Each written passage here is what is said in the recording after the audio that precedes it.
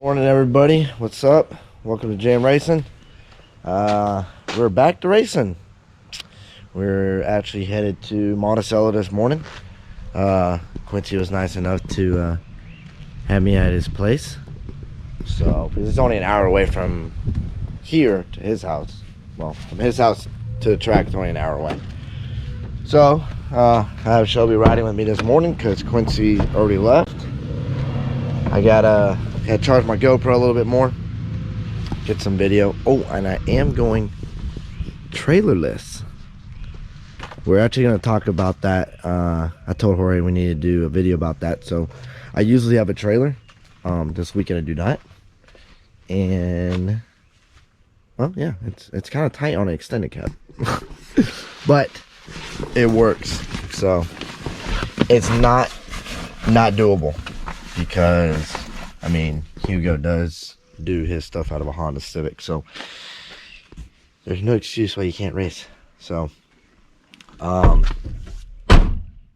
to Monticello this morning, and we should have some good racing. We're gonna go with a lot of guys from Jacksonville, and I think one guy from South Carolina, Chris. So, should be interesting. Very good. At least that's gonna be a good fun run of people. So I will. I'm looking for my hat this morning. I can't find it. Anyways, we'll keep you updated. Here comes Shelby. Hey. And we'll head to Monticello. See you guys there.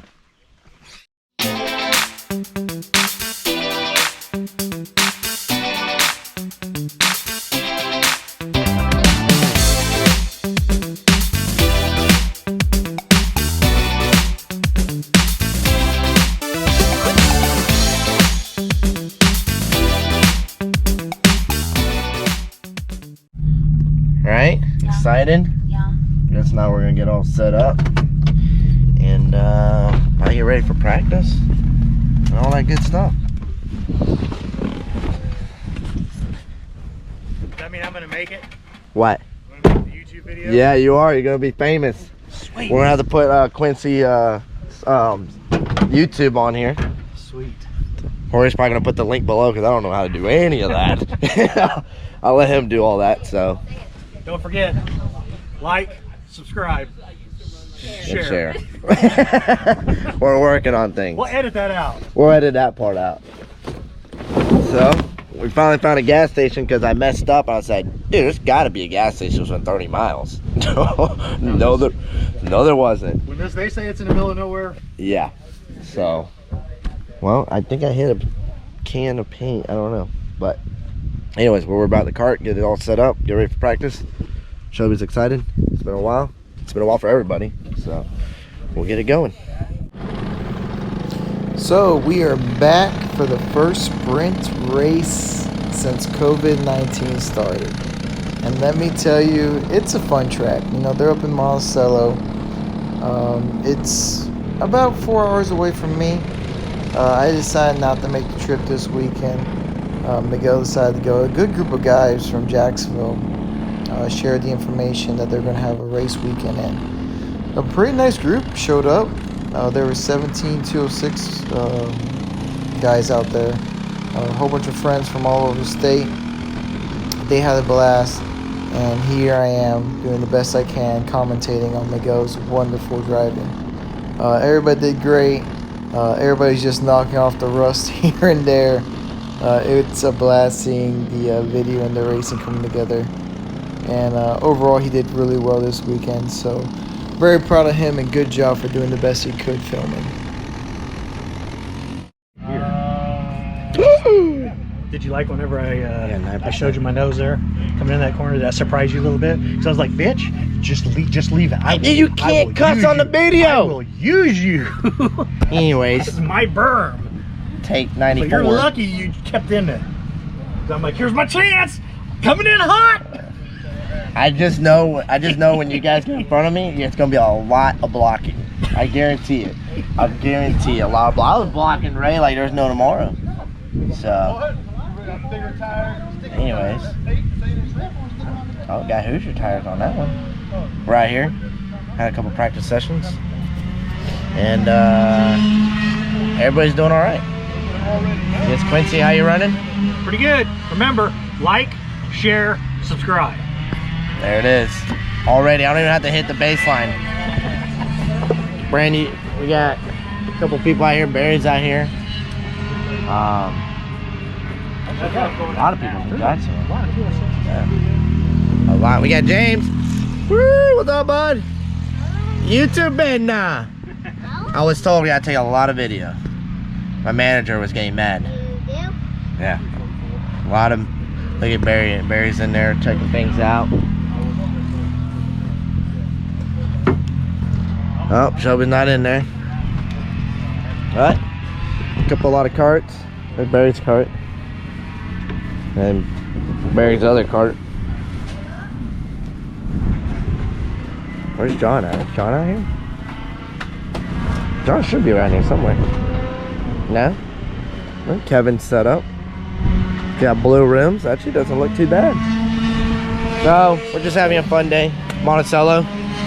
And everybody's got all their goodies out, right? Not yet. We're here to have fun, but you put the helmet on and it's game on. There's no such thing as fun. It's all fun until someone passes you. It's like, we were just having fun. So anyways, I gotta charge my GoPro. I guess Shelby's gonna go out with the GoPro on a mount. So we'll get back to it, huh? Well, I do have her on video Mario Karting it, so that's gonna be pretty good. We got Kenny Chesney's hat out here. This is Quincy's new for the finals. We'll get back to it. I don't think I'm gonna do anything. I'm already faster than Barry, so I don't think I'm gonna do anything. I'm gonna leave it like that and get back to it. So for qualifying, going to take you a lap around Monticello. That was the famous Shelby off in the grass. For some reason, she dug back into her dirt cart days for a second there. But here Miguel is following Quincy around. It's a drafting track. Monticello is a high-speed drafting track for sure.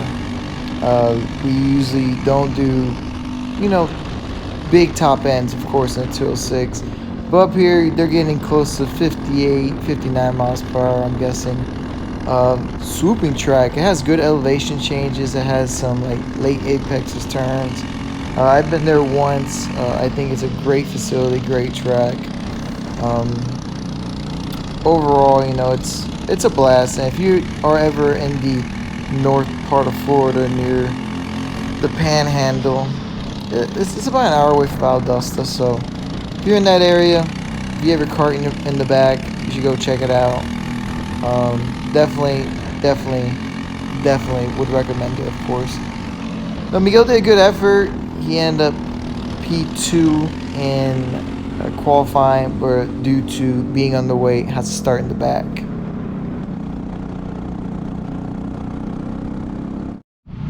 So what's up? You got the crew.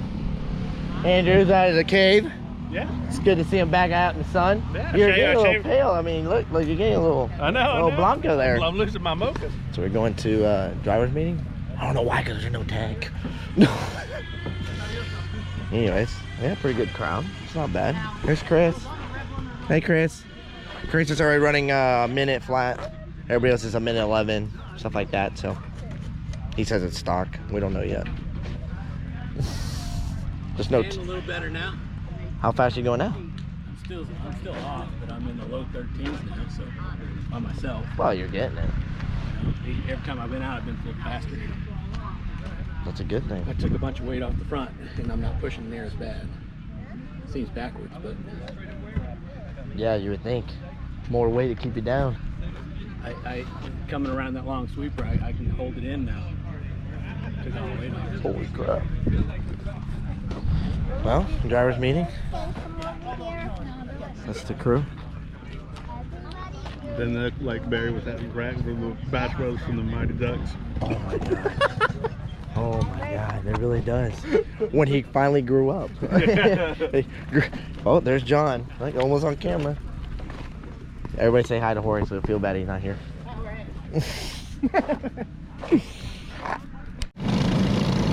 On to pre-finals. Miguel had to start last due to being underway. So I always like to hang back myself when I start last. Miguel decided to send it and give Chris a good bump to get him going. Turn one, you know, it's always hairy, and Andrew was the short end of the stick on that one, and decided to pull a show and go dirt karting. You know, first race back, everybody's a little rusty. Has the blinders on. They had a good race. It's fun to watch the video, to be honest. The leaders pull away pretty good, but Miguel's here able to work with Chris with a little bit, and there is a couple clone carts or enduro carts in their class as well. They have much more top ends, what I was being told. Basically around the same bottom end, so it's a mixed class in here, which made the racing interesting because the 206s could get a good run on the infield, but down the straightaways those other carts were just pulling away. Neo loses the draft a little bit, sucks right back in though. He had a great pickup speed from his wonderful motor from CKI. He gets a good run on the inside of Chris and is able to take the pass into turn one. Now the group in front stays battling it out, and they stay. It turns out to be a pretty good battle in front, which keeps Miguel close enough. Now going to his turn, I don't know what Miguel was thinking, but he went off-roading. I don't know why. And in his mind right now, I know what he's thinking. He's going, oh man, my cart's dirty, I need to clean it. Because he's a clean freak. So he starts tracking them back down, the group in front. He's able to get behind Brown, give him a good push. Backs off, and then to turn one, he's able to take on 3 people. Phil gets pushed out wide though, and able to take that position as well. And then from here on out, the 5 car in front is not in the same class. That was the other class I was talking about earlier. John and John battle out side by side. Miguel gets a good run coming up to this little chicane before the front straightaway. Gets a good run out of it, is able to take 1 position, and then his next target is John Morris. After that, he gets a good run on John. Right back, I mean, this was where Miguel was making most of his passes, right into his last final chicane. He'll get a good run going to the start-finish line, and then with that CKI power motor, you just drag race him around. Man, Miguel's real proud of that engine of his. He did a really good job this race, other than that one little mistake of running off course. I don't know what he was thinking. But in the end, he gets gifted 1 more position here at the end, and it ends up P5, which was a really great run. On to the finals. We'll start in P5, and let me tell you, this was a doozy of a start. I don't know what happened. I think the 44 checked up quicker than what Barry and Miguel thought. They got into the back of him, sent him spinning. Miguel and Barry get side by side here, and Miguel uses that big old noggin that he has and decides to back out of it and let Barry go. Because like I always tell Miguel, 2 carts are always quicker than 1. And since this is a big drafting track, you guys should try to work together and just go. It worked out for the first couple of laps, and then here I think Miguel just got a really good run. Thought that this was his chance to, to make my move and just go for it. So he followed him around for a little bit. I'm guessing sizing him up, and finally when he thought it was good, he just went for it. Took the lead, and then now it was time to try to check out. When I do this, I always try to do halfway mark, take the lead, and then maybe try to check out. Miguel has basically the same strategy. Halfway to go, basically he made his move. He didn't get that good of a run coming out of this turn 1 that he wanted to.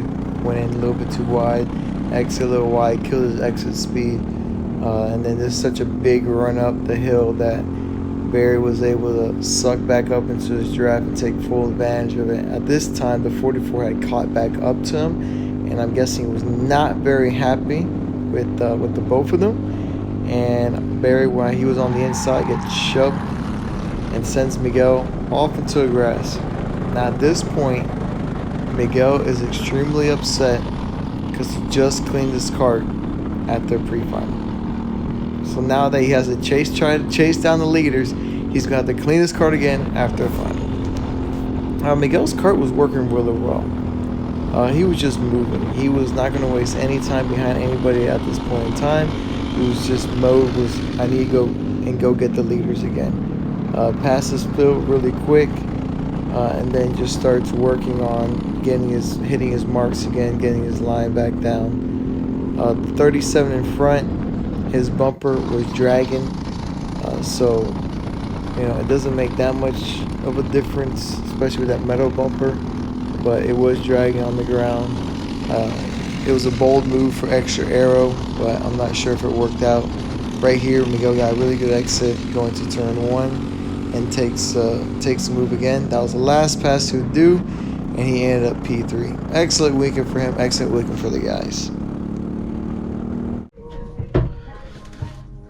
Taking the tires off. Just makes it easier to get around it, clean it up a little bit. So I'm not gonna do a whole lot tonight because it is Sunday. It is Mother's Day. So happy Mother's Day to all the mothers out there. So yeah, it's kind of just like basic routines I like to do. Just take tires off, put lug nuts back on, check everything. Just go from there.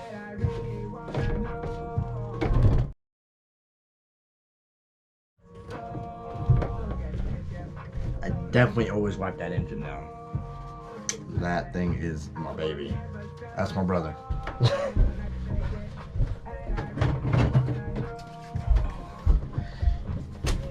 CK Power 206. Can't go wrong with them. They're great guys. John's a great person. They got great engine work. Great engine work.